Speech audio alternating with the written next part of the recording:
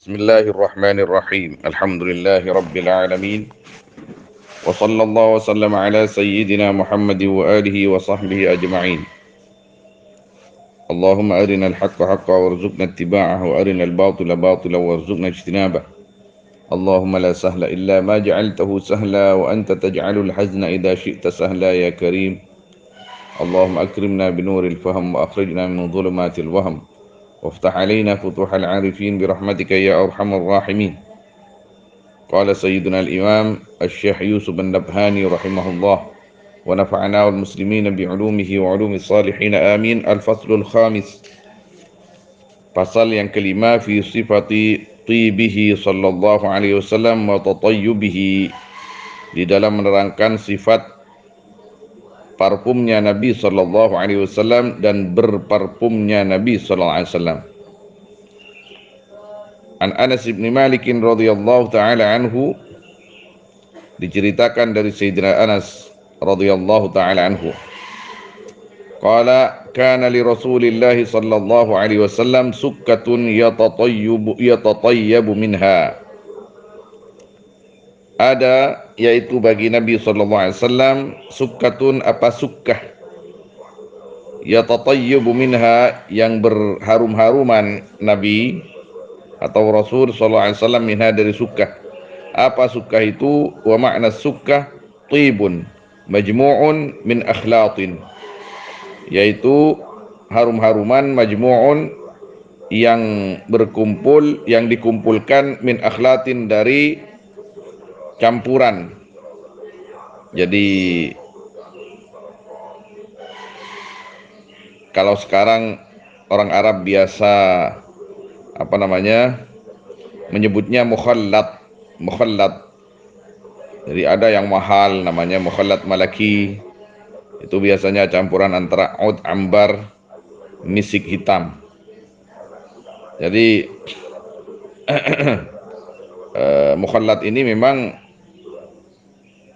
luar biasa, masya Allah, tabarakallah. Sampai saat ini mukhallat ini dari macam-macamnya parfum, tergantung selera. Nah, Nabi SAW ternyata memakai yang mukhallat itu. Wa yahtamilu ayyakuna wi'aan, dan ihtimal, harus ada makna sukkah wi'aan, yaitu wi'a, tempatnya. Bejana artinya tempat. Jadi sukkah ini bisa diberi makna parfumnya itu sendiri, bisa dimakna tempatnya atau garurahnya, yang dimana di dalam garurah itu, di dalam botol itu isinya adalah parfum campuran, jadi mukhallat. Wallahu alam. Wa kana Rasulullah sallallahu alaihi wasallam ya'khudul miska fayamsahu bihi ra'sah wa lihyatah. Dan ada siapa Rasulullah sallallahu alaihi wasallam, ya'khudhu, yaitu menggunakan Rasul, al-miska, akan misik, fayamsahu bihi ra'sah, maka mengusap Rasul bihi, dengan misik, ra'sah, akan kepala Rasul, wa lihyatah, dan jenggotnya, yang dimaksud kepala di sini rambutnya, wa lihyatahu, dan jenggotnya Rasul sallallahu alaihi wasallam. Jadi untuk rambut dan jenggotnya lebih sering Nabi SAW menggunakan misik. Wa kana sallallahu alaihi wasallam yudammihu ra'sahu bil miski, ini di riwayat lain. Dan ada Nabi SAW yudammihu, yaitu melumuri, ar-rasul ra'sahu, akan kepala Rasul, dengan misik. Wa kana Anasun la yaruddu tibah, dan ada siapa Sidina Anas radhiyallahu anhu, la yaruddu, yaitu tidak menolak Anas, at-tiba, akan parfum, akan harum-haruman. Artinya ketika ditawari, kalau di Arab tuh biasa parfum itu tidak hanya dipakai sendiri. Kami waktu di sana ya memang kemana-mana di saku itu pasti ada parfum. Parfum maksudnya parfum colek itu, parfum colek, yang kalau di sini di Indonesia biasa disebut bibit, parfum bibit. Jadi sesudah makan atau di majelis-majelis, kita kalau mau menggunakan, setelah kita menggunakan, kita tawarkan ke orang yang ada di kanan kita dan di kiri kita. Jadi ditawari harum-haruman itu nggak boleh ditolak, nggak boleh, maksudnya sunnah diterima. Wa kana Anasun la yaruddu tibah, tidak menolak Anas akan harum-haruman. Wa qala, dan berkata Anas, innan nabiyya sallallahu alaihi wasallam kana la yaruddu tibah, sungguhnya Nabi sallallahu alaihi wasallam, yaitu ada Nabi la yaruddu, yaitu tidak menolak, Nabi at-tibah akan harum-haruman. Setiap Nabi sallallahu alaihi wasallam ditawari, dihaturkan harum-haruman, beliau tidak pernah menolak. Dalam sebuah hadis Nabi sallallahu alaihi wasallam bersabda, salasun la turad, tiga perkara tidak boleh ditolak. Artinya kalau ditolak enggak afdal. Al-wasaid, bantal. Artinya kalau kita namu ke orang dikasih bantal, ambil. Kalau tidak mau tidur ya letakkan di atas paha kita atau di bawah paha kita. Kalau kita namu ke rumah orang dikasih bantal, berarti tuan rumahnya itu bagus, baik. Tuan rumahnya mengerti tentang agama kita.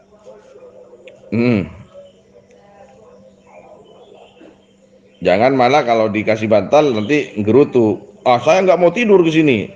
Itu nggak ngerti itu orang yang seperti itu. Kalau dikasih bantal, ambil bantalnya, peluk atau letakkan di bawah paha atau di atas paha. Ya, tapi sebagai tuan rumah ngasih bantal yang bagus lah. Jangan yang bau, yang apek. Nanti bisa batuan tamunya itu. Kemudian ad-duhnu, minyak wangi. Kalau dikasih minyak wangi oleh orang jangan ditolak. Tapi yang ngasih harus tahu diri juga dong. Kalau minyak wanginya ndak enak ya pikir-pikir dulu untuk ngasih orang, karena orang itu nggak semua seleranya sama. Dulu saya waktu ngaji di Rosaifah, pernah Abu Yazid Muhammad Al-Malik Al-Hasani rahimahullah menerangkan, waktu di Masjidil Haram katanya, waktu beliau di Masjidil Haram mendampingi, waktu masih muda beliau itu, mendampingi ayahnya Sayyid Ali Al-Maliki Al-Hasani rahimahullah,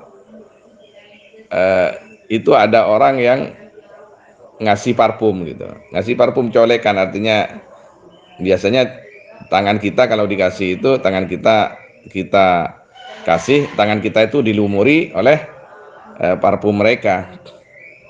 Itu biasa di Arab itu. Kita duduk di Masjidil Haram 1 jam bisa 2-3 orang itu yang ngasih parfum itu, ngasih cuman dicolekin gitu. Jadi waktu itu katanya Sayyid Sepuh, Sayyid Alawi itu orangnya terkenal hilim, orangnya hilimnya luar biasa. Jadi lembut sikapnya, jadi menunjukkan kelembutan hati beliau rahimahullah ta'ala qaddasa sirrah. Jadi dikasih apapun oleh orang itu mau. Jadi ada orang waktu itu katanya ngasih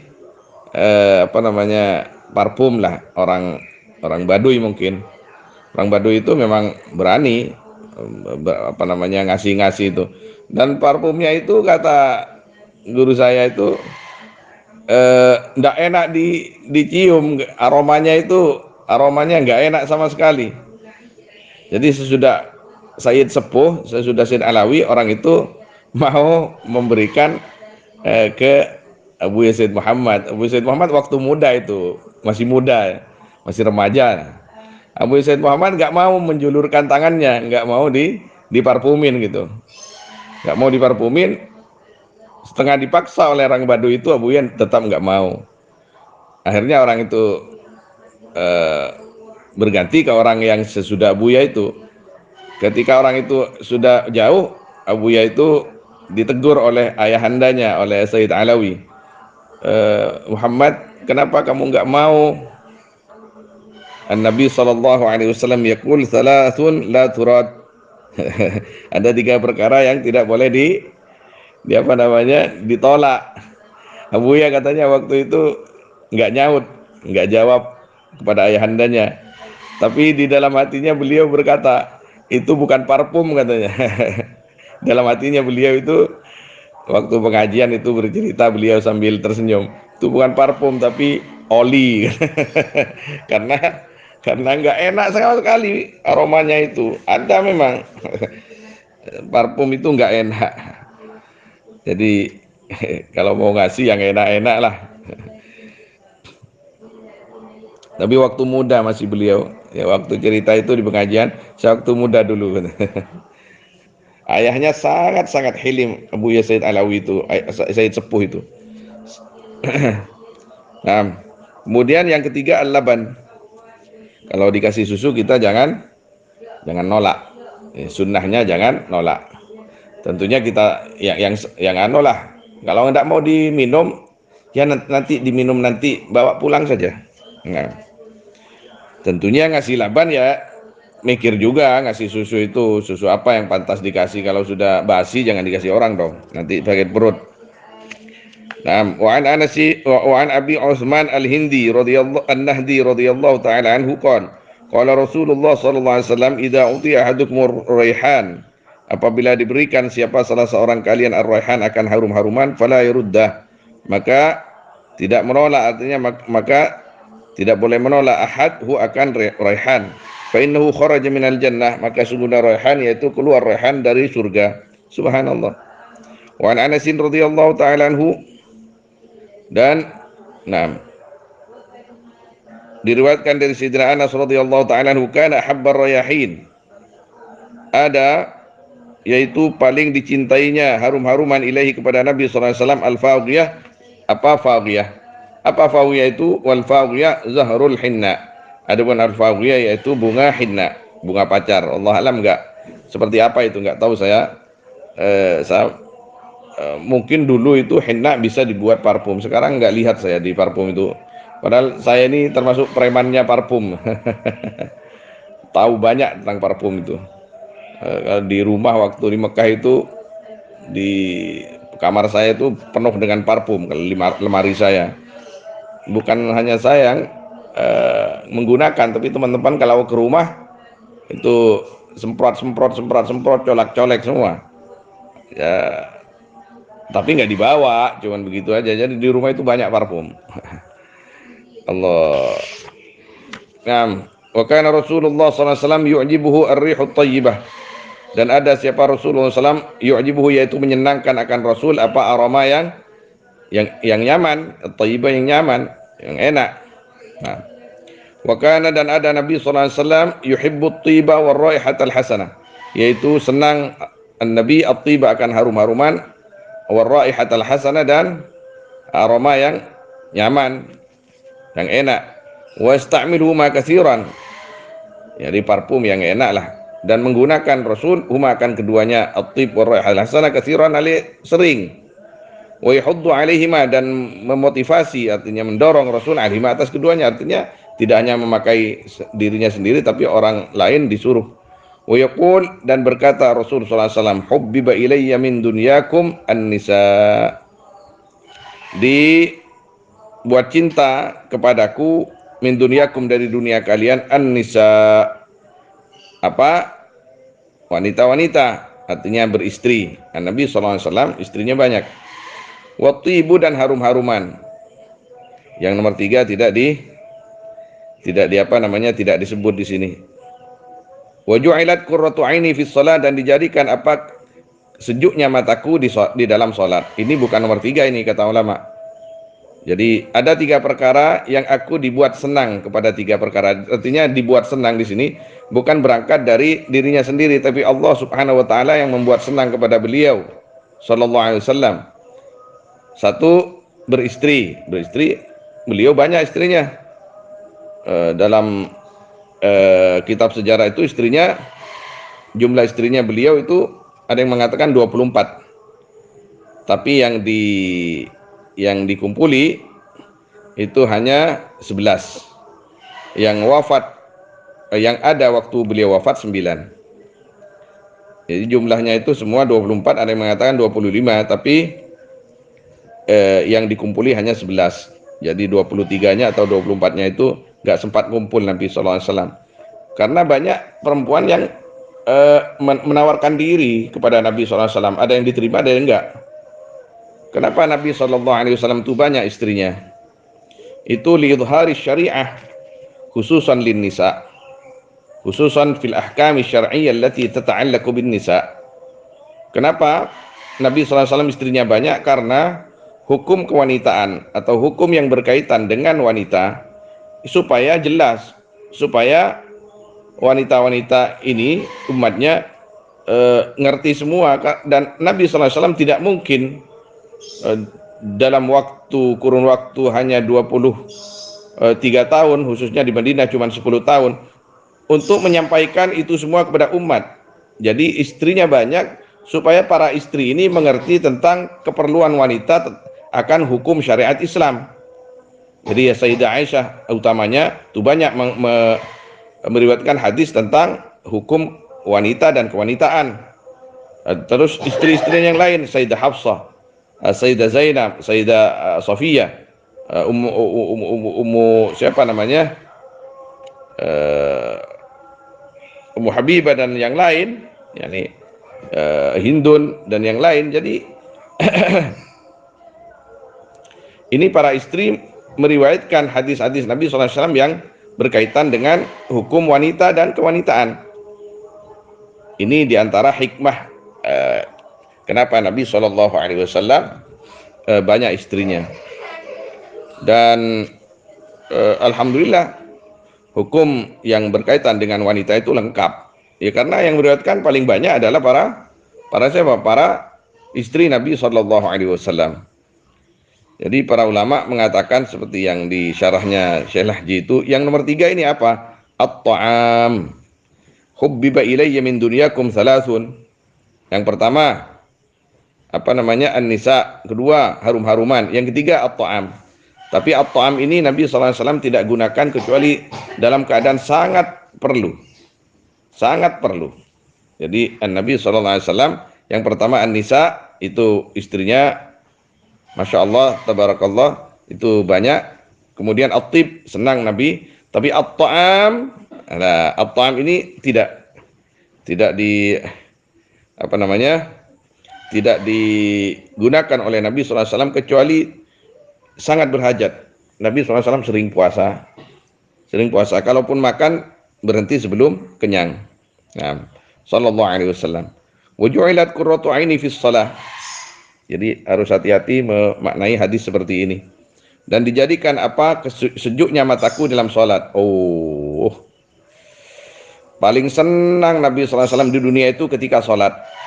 Mudah-mudahan kita dapat barokahnya beliau, sehingga kita bisa sejuk, bisa merasakan kesejukan hati itu di waktu kita sholat. Jadi sholat kita tidak terburu-buru. Nah, riwayat hubbiba ilayya min dunyakum thalath, adapun riwayat hubbiba ilayya min dunyakum thalath la asla laha, yaitu tidak ada asal laha bagi ya riwayah. Fa fil mawahib, maka disebut di dalam kitab Mawahib, qala Syekhul Islam Al-Hafidz Ibnu Hajar, berkata siapa? Syekhul Islam Al-Hafidz Ibnu Hajar rahimahullah, inna lafdha thalathun la yaqa' fi syai'in min turuqih. Sesungguhnya lafaz thalathun yaitu tidak terjadi ya lafaz di dalam sesuatu dari banyak-banyak jalannya. Wa ziyadatuhu tufsidul ma'na. Adapun tambahnya ya lafaz yaitu merusak ziyadah akan makna. Wa kadzalika qalahu al-Wali al-Iraqi, dan seperti itu juga berkata akan qaul siapa? Al-Wali al-Iraqi fi amalih, di dalam kitab amalinya. Wa ibaratuhu, adapun ibaratnya al-Iraqi yaitu lafaz laisat hadhihi lafdhah, tiada apa ini lafaz, wahai adapun al-lafdhah yaitu kalimat salasun fi syai'in, yaitu dalam suatu dari kitab-kitab hadis, wahiyya mufsidatul lil ma'na. Adapun ya lafdhah yaitu merusakkan makna. Fa inna shalah, maka sungguhnya salat yaitu tiada salat min umurid dunia, yaitu sebagian dari perkara dunia. Wa kadza, dan seperti itu juga sarraha biz-Zarkashi, menerangkan bihi dengan akan qaul siapa Imam Zarkashi, ghairu dan lainnya Zarkashi, kama hakahu syekhuna, seperti yang menceritakan akan qaul siapa guru kami, yakni Al-Hafidz As-Sakhawi, menghendaki al-Imam akan Al-Hafidz As-Sakhawi di dalam kitab Al-Maqasidil Hasanah, wa aqarruhu, dan menetapkan As-Sakhawi wa akan qaul, wa angkarhu aidan Ibnu Al-Qayyim, dan mengingkari akan dan ingkar akan qaul aidan lagi siapa Ibnu Al-Qayyim. Artinya yang nomor 3 ini tidak disebutkan. Artinya yang nomor 3 bukan salat. Wuju'ilat qurratu aini fi shalah, ini bukan. Bukan ini yang nomor 3. Ini adalah keterangan lain dari Nabi sallallahu alaihi wasallam seperti yang diterangkan sebagian syurahnya hadis, seperti yang dikutip oleh Syekh Masyaikhina Syekh Al-Lahji. Yang dimaksud yang nomor 3 adalah at-ta'am, tapi at-ta'am itu tidak dipakai oleh Nabi sallallahu alaihi wasallam, tidak sering digunakan kecuali Nabi memang sangat perlu kepada makanan itu sallallahu alaihi wasallam. Wa kana Rasulullah sallallahu alaihi wasallam, dan ada siapa Rasulullah sallallahu alaihi wasallam yuhibbut thibah, yaitu senang Nabi, senang Rasul at-tiba akan harum-haruman, wa yakrahu ar-raihata radi'ah, dan tidak senang Nabi ar-raihata ar-radi'ah akan bau yang jahat, bau yang ar-radi'ah yang jelek, bau yang tidak nyaman. Jadi kenapa? Karena Nabi sallallahu alaihi wasallam selalu bersama malaikat Jibril alaihissalam dan malaikat-malaikat yang lain. Jadi Nabi sallallahu alaihi wasallam harus selalu harum. Tidak boleh tidak harum, tidak boleh tidak harum. Tak boleh bacang.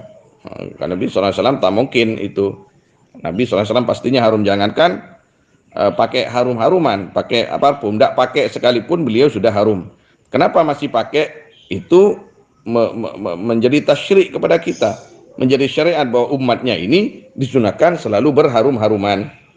Karena harum-haruman ini disenangi malaikat, sedangkan bau yang tidak enak itu disenangi syaitan.